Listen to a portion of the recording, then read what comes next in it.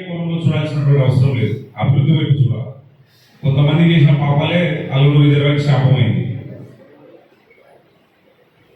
కాబట్టి మనమందరం కూడా పార్టీలకు అతీతంగా ఈ తాలూకు ముందరు పోవాలి. ఎందుకంటే ఇది ఒక ఎస్సీ నియోజకవర్గం ముఖ్యం పడకూడదనే ఒక ముఖ్య ఉద్దేశంతోనే నేను ఆ దిశలో ఏ రోజు కూడా కష్టపడుతున్నా. నేను ఎక్కిన రోజు నుంచి, ప్రమాణ స్వీకారం చేసిన రోజు నుంచి ఏ ఒక్క రోజు నా ఇంటికాడ లేకుండా కూడా నేను ప్రజలకు సేవ చేయాలనే ఒక అంకిత భావంతోనే చేస్తున్నాను. ఎందుకంటే ఈ మండలము ఎక్కడ పెళ్లి చేసుకున్నా, మా అవగాహన ఊరు తలముడిపి ఇది సొంత మండలం మాత్రమే.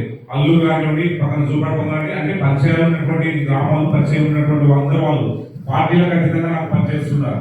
అవుతున్నారు, ఇస్తున్నారు. అందరూ కూడా ఎవరైనా అప్పులు చేసిన దాఖలు లేవు. ఎవరు సహాయ సహకారాలు ఎంత చేయాలో చేశారు. నేను వారికి ఎంత సహాయ సహకారాలు చేయాలో చేసుకుంటూనే వస్తున్నా. కాబట్టి మీరు దయచేసి రాజకీయ కోణంలో ఏదో ఆఫీసుల నిబంధనలు పెట్టి, పిటిషన్లు పెట్టి చేస్తే మాత్రం నష్టం మీకే జరుగుతుంది, మీ గ్రామాలకి నష్టం జరుగుతుంది. ఒకసారి అందరూ కూడా సర్పంచులు కానివ్వండి, ఎంపీసీలు కానివ్వండి, ఒకసారి ఎంపీ గారి అధ్యక్షతన కూర్చొని మాట్లాడుకొని తీర్మానాలు చేసుకోండి.